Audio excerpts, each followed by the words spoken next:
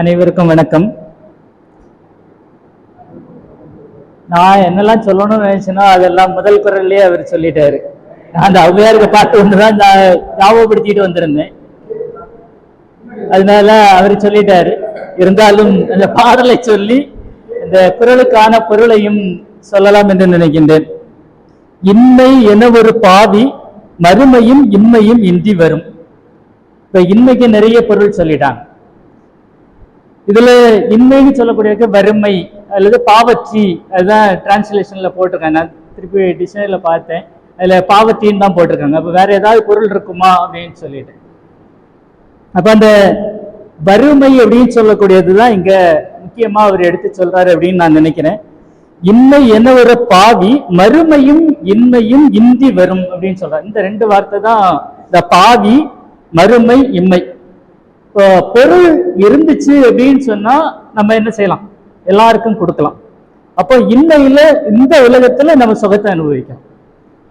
இப்போ செல்வத்து பயனே ஈதல். இப்போ செல்வம் இருந்துச்சு அப்படின்னு சொன்னா அதை பிறருக்கு நாம் கொடுப்பதன் மூலமாக அடுத்த ஜென்மத்தில் நம்பிக்கை உள்ளவங்களுக்கு, அது சிலருக்கு நம்பிக்கை இல்லாம இருக்கலாம், நம்பிக்கை உள்ளவங்களுக்கு அடுத்த ஜென்மம். ஏன்னா கிட்டத்தட்ட எல்லா மதமும் மறுஜென்மத்தை பத்தி சொல்லுது. அப்போ மறுஜென்மத்துல நாம நல்லா இருக்கணும் அப்படின்னு சொன்னா இந்த ஜென்மத்துல என்ன செய்யணும், எல்லாருக்கும் நல்லா கொடுக்கணும். கொடுத்தா மறுஜென்மம். அதுதான் சொல்றாரு. என்ன சொல்றாரு, பாவி மறுமையும் இன்மையும்.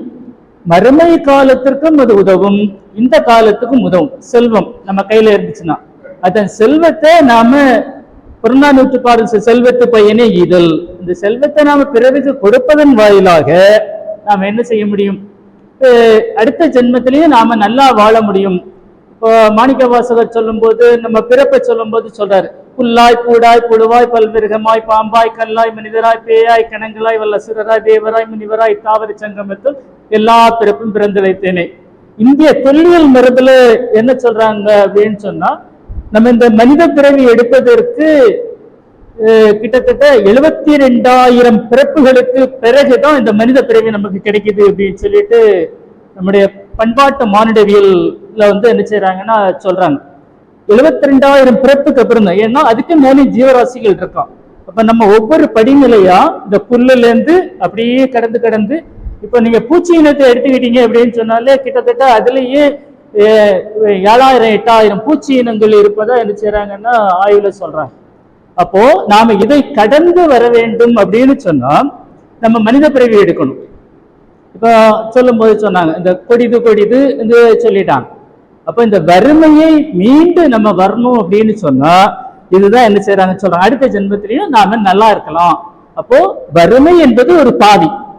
வறுமை என்பது என்னது, நம்முடைய கர்ம வினையின் காரணமாகவோ இல்ல ஏதோ ஒரு காரணத்தினாலோ நாம் என்ன செய்கிறோம், இந்த செல்வம் நமக்கு இல்லாமல் போகிறது. இப்ப செல்வம் நிறைய பேருக்கு இருக்கு, ஆனா இருந்தாலும் அவங்க செய்யறாங்களா அப்படின்னு சொல்லக்கூடியதும் இருக்கு. அப்ப செல்வத்தை வைத்து கொண்டுதான் நம்முடைய இன்மையும் மறுமையும் நிர்ணயிக்கும். இன்னைக்கு நமக்கு கொஞ்சம் நல்ல வசதியா இருந்தோம்னா நம்ம என்ன செய்யறோம், சுகமா இருக்கலாம், கார் வாங்கலாம், என்ன ஆடி கார் வாங்கலாம், BMW வாங்கலாம், இல்ல மாடியா கட்டலாம், என்ன வேணாலும் செய்து சந்தோஷமா இருக்கலாம்.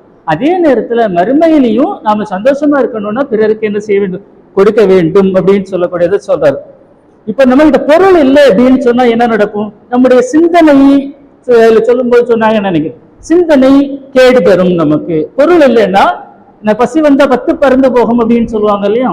அப்ப நமக்கு என்ன சிந்தனை போகும், திருடணும்னு தோணும், அடுத்தவன் எப்படி கெடுக்கலாம்னு தோணும். ஏன்னா பசி வந்தால் 10 பறந்து போகும். அப்போ நம்ம கிட்ட செல்வம் இல்லை அப்படின்னு சொன்னா இதெல்லாம் என்ன செய்யும், நம்மை விட்டு ஓடி போய் விடும் அப்படின்னு சொல்லிட்டு சொல்றாங்க.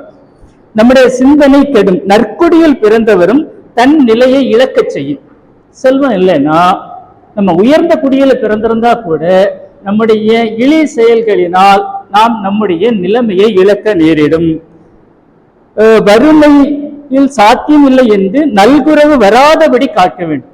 நல்குறவு வறுமை வராதபடி நம்முடைய வாழ்க்கையை இப்ப முயற்சி திருவினையாக்கும். அது வள்ளுவர் என்ன செய்யறாரு சொல்ற. அப்ப அந்த முயற்சி எடுத்துக்கொண்டே இருந்தால் நாம் நம்முடைய எந்த இன்னைக்கு சொல்லும் போது படிப்புனால உயர்ந்தவங்க என்ன இருக்காங்க, 1000 பேர் 1,00,000 பேர் இருக்காங்க. அப்ப அந்த கல்வி மட்டும் நமக்கு கிடைத்து விட்டது என்று சொன்னால் நாம் என்ன செய்து விடலாம், எந்த எனது இழிவான நிலையில் இருந்தாலும் உயர்ந்த நிலைக்கு நம்மளை கொண்டு செல்வது கல்வியாக என்ன செய்யப்படுகிறது, கருதப்படுகிறது. தூய்மையற்ற துறவி உப்புக்கும் காடிக்கும் வெளியே இன்றி துறவை மேற்கொள்கிறான் அப்படின்னு ஒரு கோட் இருக்கு. தூய்மையற்ற துறவி உப்புக்கும் காடிக்கும் வெளியின்றி துறவையே மேற்கொள்கிறான் அப்படின்னு சொல்றோம். ஏன் அந்த நிலைக்கு அவன் போனான் அப்படின்னு சொல்லிட்டு நாம் என்ன செய்ய வேண்டியது இருக்கு, சிந்திக்க வேண்டியது இருக்கிறது. அப்படி நாம் சிந்தித்து பார்த்தோம் என்று சொன்னால் நம்முடைய வறுமை மிக மிக கொடிதானது என்பதனை வைத்து என்னுடைய பேச்சை கேட்ட உங்கள் அத்தனை பேருக்கு நன்றி கூறி விடைபெறுகிறேன். நன்றி, வணக்கம்.